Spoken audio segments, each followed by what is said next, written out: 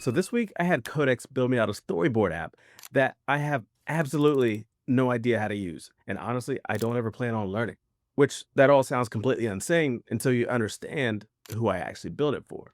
So this all started because I was working on a client project and there's one sequence that just wasn't working.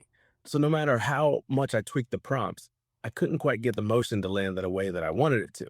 I thought that it might have been a problem that I could just re-engineer the prompt enough times and get it right. But after digging into it, I realized I was trying to solve the wrong problem. And that sent me down this whole rabbit hole that completely changed the way that I think about AI and AI filmmaking in general. Not because I found a better model, not because I found a better prompt, but because I stopped thinking about how I would use these tools. And I started thinking about how my AI agents could use them instead. And honestly, that's one of the biggest shifts that seems to be happening in AI right now. But if you're new here, I'm Khalil from AI Real Life, and over the past couple of years, I've been pretty deep in the AI filmmaking space, testing new models, breaking new workflows, rebuilding them, and trying to figure out what actually holds up inside of real projects. And a lot of these discoveries come from client work or from my own film projects. Most of the time, what happens is I'm trying to solve a problem, and then I realize there might be something worth sharing. And that's exactly what has happened over these past few weeks. Let's go ahead and jump in. All right. So I was working on a project for a client, and there was one sequence that just wasn't quite landing. The shots looked good, the quality was good, the prompts were good, but the motion between each beat just wasn't quite feeling right. And if you spent any time with other AI video generator models like Kling, Cdance, all of these, you probably run into this problem. And the individual shots, they can look great, they can look amazing, but the model starts making creative decisions for you. It'll either invent some motion or it reframes the subject, or you're just trying to get one thing to happen to the next, but all these things happen in between. Things get really frustrating. So, for this specific problem, I thought the solution was to keep re engineering the prompts until I got it to work, which is typically what we do. But after digging into it, I realized that that might not be the solution this time around. And what I realized, the problem was me, or I guess more specifically, the script that I was feeding it. See, here's what I have figured out in the past and what I know is that if your script simply says the man walks across the room, then the AI has to invent everything in between. How does he get there? What does he look like? Which way is he walking? How fast does he walk? All these kind of things. And if none of this information exists, then the models, they're going to fill in the blanks. Sometimes it guesses right and it comes out amazing. And if you don't need that much control on it, that works a lot of times. You can get some really cool results. But sometimes, and especially if you're trying to follow a script for a client or for yourself, this doesn't work. And that's really when it hit me. See, everybody's been talking about these GPT-2 image storyboard workflows lately, and you probably see them all over the place. So people are generating these really detailed storyboard frames or storyboard images that show you frame by frame exactly every acting beat, every camera angle, every movement, every composition. And then they're feeding these into models like Cdance or specifically Cdance and getting some really impressive results. So I figured maybe that's the missing piece. Let's try it for this one. Let's get some more control into this. But then something else happened. And now this whole part is where the story starts to take a turn.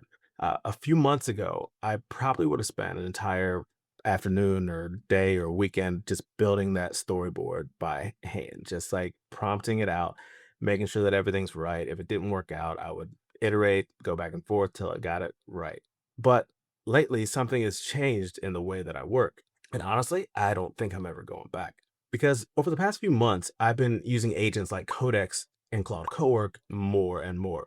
And not just for writing code, not for answering questions, or not just for checking my email or whatever, but I'm actually using them more of actual coworkers. So whenever I catch myself doing something over and over, something repetitive, something tedious, my first thought now isn't just, okay, let me go knock this out real quick so I can get on to the next thing.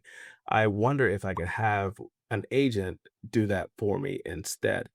And that's becoming my default mindset because with a lot of these projects, the hardest part are the really tedious tasks of building out your elements, building out some of your images, your start frames, all these different things that take you so long before you even get to the generation phase. So, can we take that out of the equation and get to the actual creation part?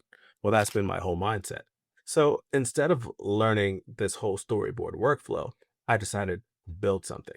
And more accurately, I guess I should say I had Codex build something.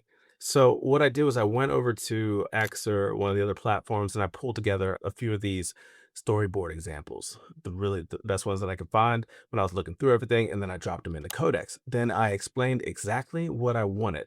So first of all, I want you to take my script. I don't want these gaps in here. This script that I have, give it to me, enhance it, break it into scenes, keep every scene under 15 seconds because that's what these current video models can handle, at least the ones that I'm using right now. Figure out the acting beats, figure out the framing. Let's go back over this or generate the storyboard prompts and then generate the dance prompts. And with this whole process, we went back and forth. It wasn't perfect the first time or the second time, and it's still not perfect. But every iteration got a little bit better until eventually I could drop in a script, walk away, and it would hand me back an entire production package with the scene breakdowns, the enhanced scripts, the storyboard images, the prompt packages, everything. Now, that was pretty cool. Don't get me wrong. But that's not even what excited me the most. The crazy part is that I don't actually plan on using this app, or at least not directly. So when I was building it, I kept telling Codex one thing. I said, make this agent friendly. And I don't know exactly what that means, but that's what I wanted it to do. I wanted it to be something that an agent can tap into, use, or one of my agents can tap into and use. So don't even really build this for me. Build this so that my other agents can use it. Because here's what I realized. Every time I start a new project, I shouldn't have to explain this workflow all over again. And there's automations that we've been making for years, right? But this is different. Like I shouldn't have to remember which prompts worked. I shouldn't have to remember the formatting, the sequences, the steps. Instead, I should be able to tell my agent, okay, go use the storyboard app. And when that's done, we can start generating. That's it.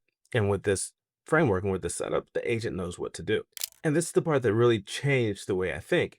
I don't think the future is me learning hundreds of AI tools anymore. I think the future is slowly building a collection of tiny tools or a system of tools that are catered towards whatever we're doing, that your agents are using, that you don't even necessarily have to know how to use.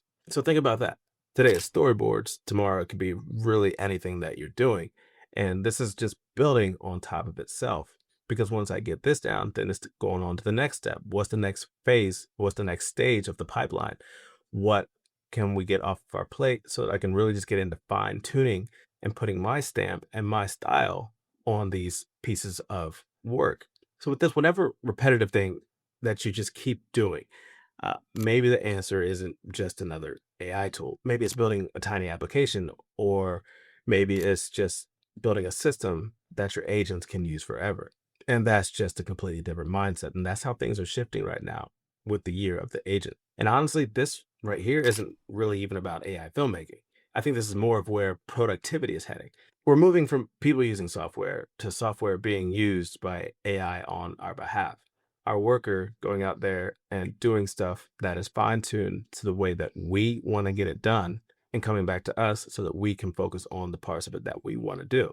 That sounds pretty subtle, but I think that's one of the biggest shifts that we're about to see.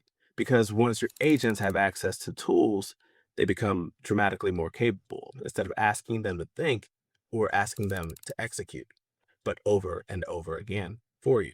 And obviously, this whole thing isn't finished. Most things are a work in progress, and I'm going to keep refining it, building on top of it, whatever, to get to where I want.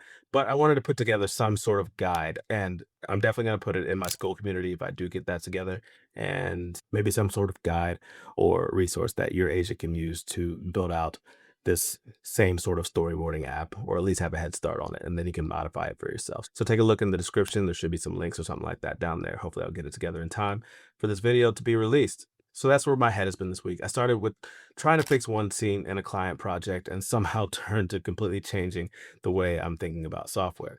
But I would love to hear what you think. Do you think we're headed towards a future where we're using AI less because our agents are using the software for us, or do you think we're still a long way from that? So go ahead, drop your thoughts in the comments because I'm really curious about where everybody's head is on all this stuff. And if you found any value in this, please make sure to subscribe because I'm documenting this whole journey in real time and just kind of figuring it out as I go and sharing it with you along the way. So I'm building a lot bigger of a system in the background right now. And as I discover things that actually hold up in real AI filmmaking projects, I'll keep sharing them here. If I get a guide put together for the storyboard workflow, then I'll link it down in the description along with the other resources. Well, thank you for watching, and I'll catch you in the next one.